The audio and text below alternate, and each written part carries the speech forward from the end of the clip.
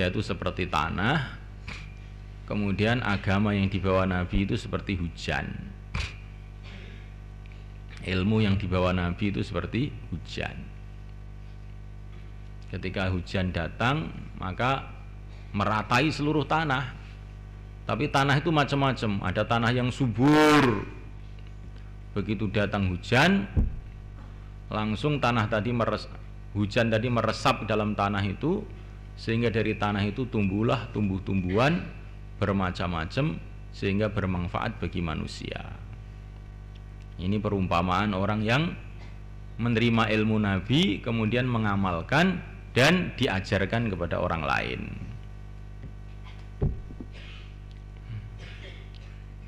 Kemudian golongan yang kedua seperti tanah yang keras.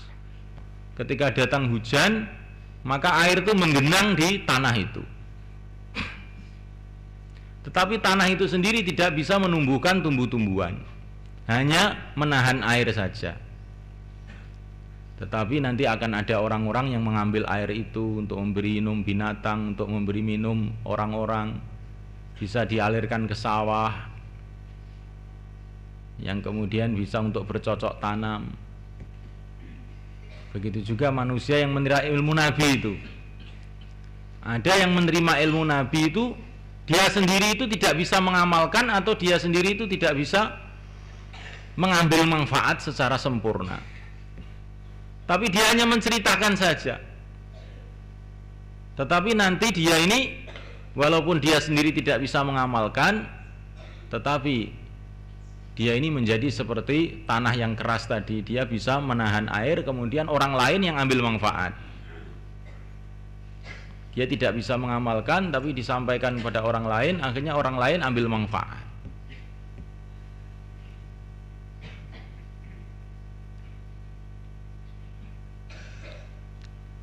Tapi maksudnya tanah-tanah yang keras ini bukan mesti seperti itu.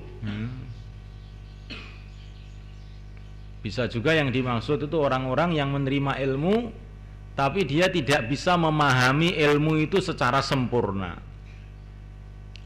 Ilmu itu tidak dipahami secara sempurna. Kemudian dia meriwayatkan ilmu itu kepada orang lain. Nah, orang lain itu justru akhirnya yang mengambil manfaat secara sempurna.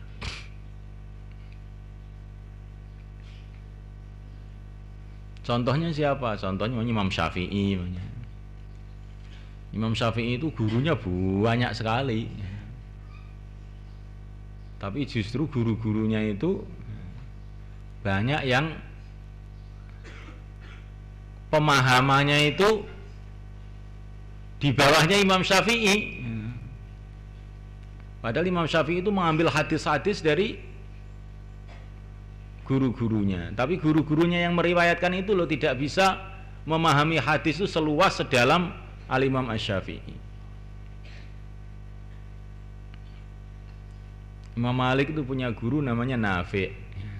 Nafi' itu muridnya Sayyidina Abdullah ibnu Umar. Tapi Nafi' itu sendiri tidak bisa mengembangkan ilmunya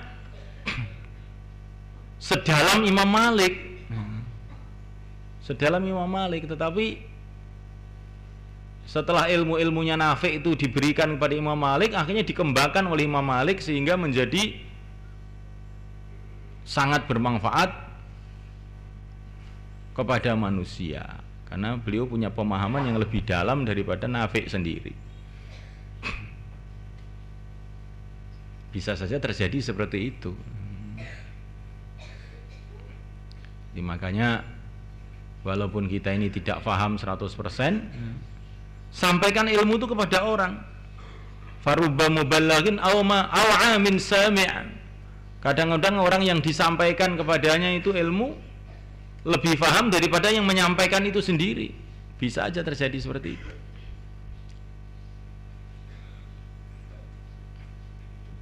Ini makna yang kedua. Makna yang pertama, dia sendiri tidak bisa mengamalkan, tapi diajarkan orang lain, akhirnya orang lain mengamalkan.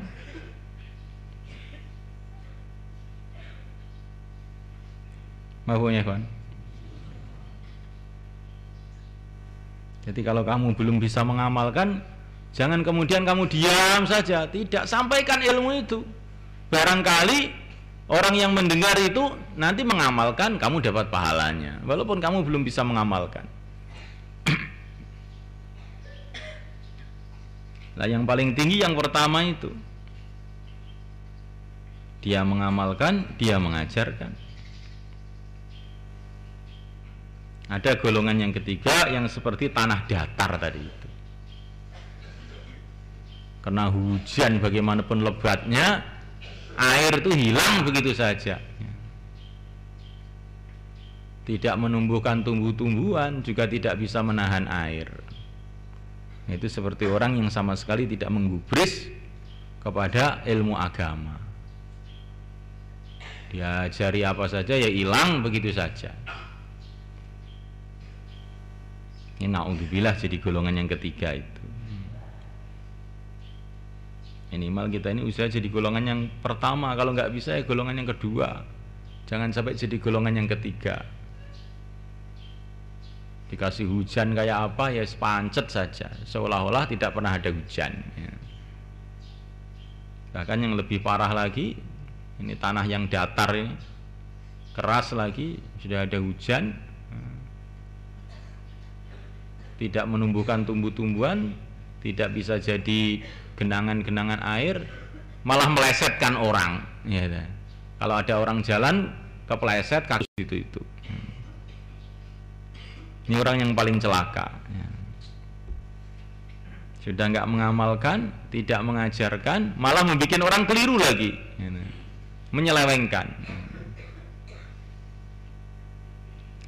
Wa an Ibnu Mas'ud radhiyallahu ta'ala anhu qala Rasulullah sallallahu alaihi wa ala alihi wasallam, la hasada, tidak ada kepinginan yang pantas. Tidak ada kepinginan yang pantas illa fitnataini, kecuali dalam dua perkara. Rajulun, pertama orang, atahu yang memberinya Allah malan harta, fasallatahu, maka Allah menguasakannya, ala halakatihi, untuk menghabiskan hartanya, fil haqqi, di dalam kebenaran. Wa rajulun, dan orang, atahu yang memberinya Allah al hikmata, hikmah maksudnya ilmu agama, bahwa sedangkan dia yakdi memberikan keputusan dia dengan hikmah tersebut, wa yu'allimuha, dan mengajarkan hikmah. Rawal Bukhari yang Muslim wal murad, yang dikehendaki bil hasad fi hadal hadis, dalam hadis ini, huwa, yang dikehendaki, al ghibtah, itu adalah ghibtah, kepinginan. Bahwa ghibtah tersebut tamani mithlima, berharap-harap seperti perkara, lil mughbati, bagi orang yang diingini, yang dikepingini. Jadi hasad itu bisa makna buruk, yaitu ingin hilangnya nikmat dari seseorang, itu hasad yang buruk. Wa min syarri hasidin idza hasad. Tapi ada hasad yang baik. Hasad yang baik itu maksudnya ingin seperti dia, itu hasad yang baik. Tapi kalau hasad yang buruk, ingin supaya nikmat itu hilang dari dia. Allahu Akbar.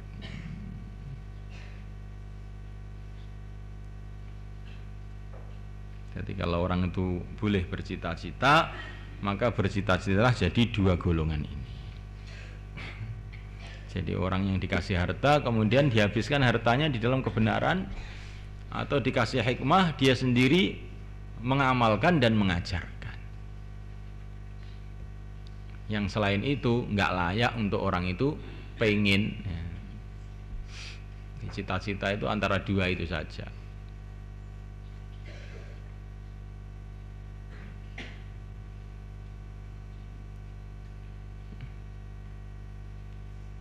Karena agama itu hidupnya ya dengan dua perkara itu. Hidupnya adalah dengan ilmu dan dengan orang-orang yang mau kurban. Ada orang ahli ilmu, kalau nggak ada orang ahli kurban juga tidak hidup agama ini. Ada orang ahli kurban, tidak ada ahli ilmu, juga akan hilang agama ini. Kalau dua golongan ini ada, ahli kurban, ahli ilmu, maka agama akan hidup. Maka cita-cita kita ini ingin jadi dua golongan ini. jadi ahli ilmu yang mengajarkan dan mengamalkan, atau jadi ahli korban. Salat